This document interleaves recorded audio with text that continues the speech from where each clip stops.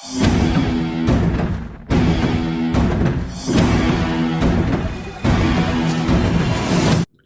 everyone, Hound here with another Vikings WarOfClans video. So in this video we're going to be talking about the Paladins, and yes, the Paladins update is finally live. So I want to, without any further ado, get into this video. We're going to do a guide on how to play the Paladins, what exactly to do, and I'm trying to do my best to give everything here in this one video so you don't have to, continuously watch multiple videos. So I'm going to avoid talking about it. Let's get our bonuses from that. Go here into the events and let's take a quick look. So there isn't really an event going on, which they said might happen, but there isn't really one here. Now, if you had opened your game, which I did previously before I started recording, it does take you here and say that there are Paladins around the map. For example, like there's 84s there. That you can attack. Obviously, I can't attack an 84. What is happening to my map? That was weird. Obviously, if I try to attack this 93, for example, it says in order to attack this cohort, you need to defeat a level 92 Paladin cohort first. I still haven't even done level 1, but if I go to the 84, it's going to say 83. So essentially, I have to find the level 81. How do I do that? Basically, you look through your watchtower. From here, you can select the Paladins cohort. I'm looking for a level 1. It shows me. Let's go for a level 2. There isn't a level 2 nearby, so I might have to jump. And then you can keep looking. I think it will give you suggestions if you stay on this for a while. Like if I stay on the level 10, maybe, I don't know, 1 minute, it might show up. I've seen that happen. You could constantly refresh by going back and forth, and then somehow they will show up. But the moral of the story is, even if you stay in your current position, they will show up. For example, if I need a level 1, it's here for me, right? As you can see, now that we've clicked on the info, if I click on info again, you can see that it shows us that this is a Paladin in our kingdom. We can attack them, so I can either choose attack or I can choose send scouts. If we click on the information about them, it tells us a little bit about the Paladins. It tells us that you have to defeat the first level or level 1, for example, in order to be able to beat the level 2s. That's pretty much it about these guys. There's a lot of different things that you need to know about the Paladins, and whether you should complete the Paladins cohort or even attempt to now or wait a little bit longer. So the reason you have to scout them is that Paladins basically come in different troop types. We know that, for example, if you're a melee player and you attack something that's siege, you're going to lose a lot more versus if you're a melee player and attack someone that's calves or killers. We know that if you're a killers player or a siege player, let's say a siege player can attack a melee player really easily, but if they attack a killer player, they're going to have a tough time. Essentially, that's what you need to know and keep in mind when it comes to the Paladins cohort. It's a very simple logic that you have to keep in mind. The next thing to keep in mind is in order to attack the Paladins cohort, you need to have multiple troop types, and that's what's going to stop most of us from hitting the higher level ones.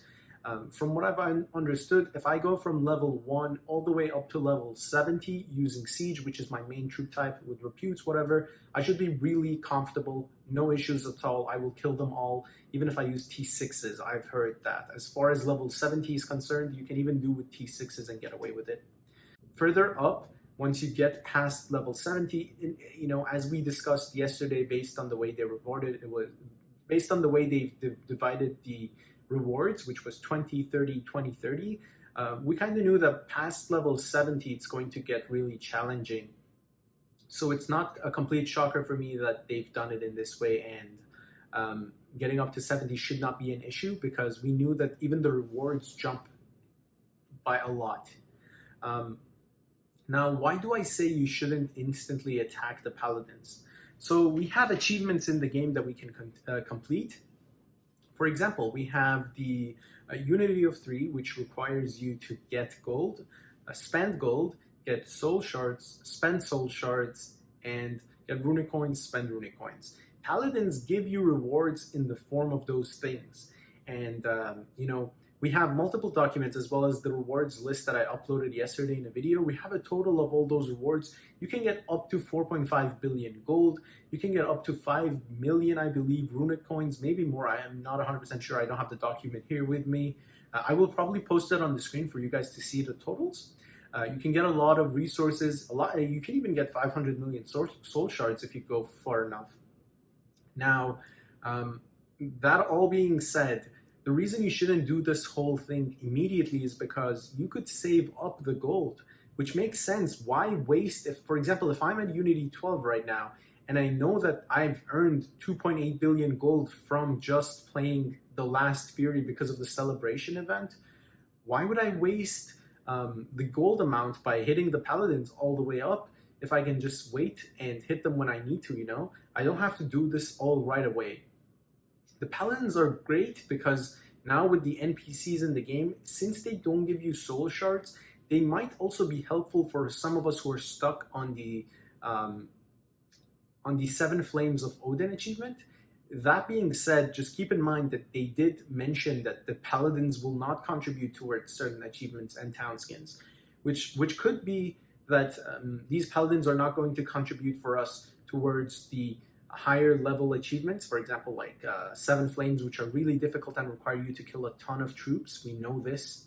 For example, the gold might not even contribute towards Unity, but it's a worthy risk to take because why would you risk not having the opportunity? Like, if you can wait, there's no reason to rush. There's no reason to rush to get that stuff done. The thing that is really important that I think everyone else is also realizing now is these Paladins, in order to defeat them, you probably will be needing to have your skins, obviously, all of the troop-specific skins, because those are going major impact. You need all your town skins maxed, and additionally, you need the stuff, the equipment.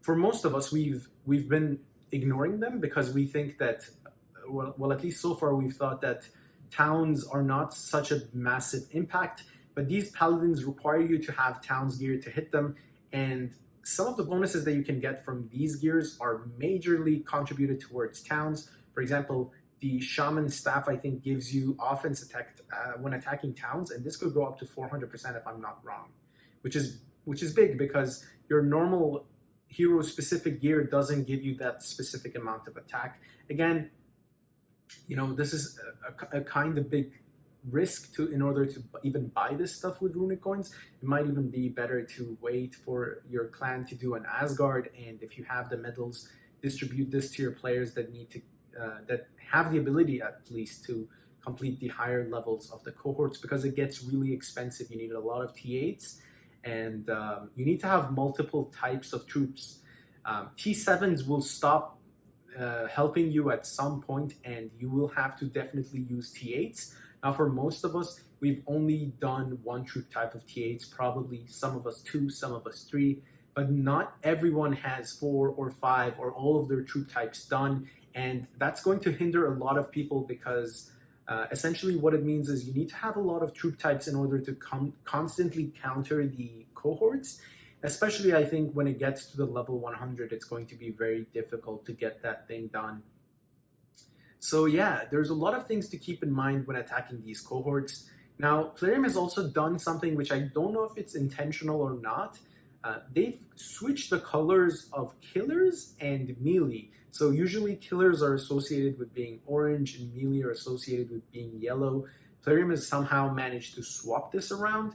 So, you know, if you're not scouting or if you're not paying attention, just make sure that you realize that the Paladins cohorts, the troops are different. So if you scout a orange march, it shows it as a melee T8. If you scout a yellow march, it shows it as a killer T8. So, well, possibly even T7 actually, or other levels. I wasn't paying attention to what I was saying, but yeah, keep in mind that you have to scout them. Higher levels that you get to, the more difficult it becomes to scout them because the scouts also become stronger. So if you don't have maxed gears, if you don't have the max repute, and if you don't have maxed scouts T8s, you're probably not going to be able to get through the scouts. Another point to keep in mind, if you attack a Paladin location And if you don't burn it, if you don't kill it instantly, they respawn. So you can't say, okay, well, if this needs me 10 attacks, I'll do 10 attacks and be done. Every time you attack, it resets and they get all of their troops back into the same location. You can't onslaught them, so there's no way for you to increase your march size other than getting your Unity achievement upgraded. And that is going to slow down a lot of players. Now, all of this said, what does this mean for the most of us? Please, please, please, and I've said this with every other update that has been released by Plarium, take this at your own pace. You don't have to max the whole event, the whole thing, the first day. Today is just update day. They're going to release VIP levels. They're going to release runes, update to the runes. All of that stuff is going to help us immensely. Please remember when they added the stronghold sieges, we had level 6 Odin's Tower. No one was able to defend it. None of the big guys were able to defend it because none of us had the stuff that we needed to do it. Everyone was super frustrated because they said, oh, I maxed this and that.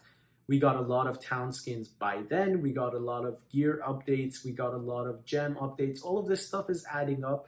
And now we can defend a whole level 6 siege. And some of us could even keep their troops inside and go to sleep. And honestly, if they're willing to lose a bunch of troops here and there, it doesn't make a difference for them. It's gotten back to the point where you can leave your troops and go to sleep if you don't want to defend the scouts, whatever it is. All I mean to say is you don't have to finish this achievement or this event in the first day that it's out. Take your time with it. You don't have to do everything the day that it's out. I know that most of us are going to be stuck at some level. For most of us, that's going to be 85 to 90 if you're maxed. If you're not fully maxed, you're probably going to be stuck somewhere lower. And, you know, this is meant to be fun. It's not meant for you to finish the whole thing day one and just stop and not have to worry about it, right? Try to have fun with these stuff. I don't know why people think that this is a race. It's more of a marathon, and you know, the rewards are amazing. Even I want to get the rewards, but I'm going to take my time. When my troops are stronger enough, I won't be losing so many troops, and it will be more fun for me to kill them, and it will be easier for me to kill them. When I have the proper shaman equipment, when I have all of the stuff that I need in order to completely successfully defeat these things. Keep in mind, your hero skins are going to make a major difference. The A series you use are going to make a major difference. And if you're changing your troop types, you need to take the level 2 troop type of that specific troop type that you're using to attack. And at the same time, start attacking from inside of your stronghold so you have your stronghold bonuses as well. Don't jump around the map if it's a higher level. Wait. Within your own stronghold, they will spawn. So some of the players in my clan are currently attacking, and there's a bunch of paladins that have spawned nearby, right? So these things are going to spawn closer to you if you start attacking them from inside the stronghold. You're not meant to, you know, if you would like to, obviously you could go outside, but if you stay in your stronghold, they will spawn for you. Just give it some time and don't really stress over this update. I think this is meant for fun. As we can see, it's free for everyone to join. There isn't some sort of subscription, which I was suspecting would be the case. But yeah, we all anticipated that it would be expensive, and definitely is expensive. Just make sure to take your time, take the proper reputes. If you have multiple troop types, this is probably the best for you. So, you know, some of us who have maxed out all of their other troop types and have not done anything else, obviously I don't have all of my troop types T8s done, which is going to be a disaster for me to get them done. But I do have a bunch of T7s on all of my troop types. I'm going to try my best to adjust. I do have the gears though for all of my troop types, which is a big bonus for me. But still, I would have to work a lot on getting those T8s because it seems that you need the T8s definitely for the higher levels. But yeah, I think this covers basically everything that there is to know about the Paladins. Just take your time with these Paladins. They're meant to be fun. You know, try to take advantage of this time and don't go super crazy over it. If you can't get all of the levels done, just take a break, do some upgrades, do some research, get yourself stronger, and then try to attempt them again. All right, and lastly, before I close, there's something that also I forgot to mention is if you attack a level, for example, like let's say this level 93, I don't know what troop type it has, right? You can attack with a small march. The influence always resets back to what it was previously. And if you're using a small march, you can see what troop type exists within that tent or within that cohort. So you don't really have to scout. I think some of the people might try to put all of their T8 scouts in order to find out what troop type there is. Technically, you don't need to do that. You could just send a small march to attack it to see what troop type it has. It always resets back. If you fail an attack, it resets back to the same troop type and the same influence. So it gives you some sort of advantage in terms of knowing what's inside of it.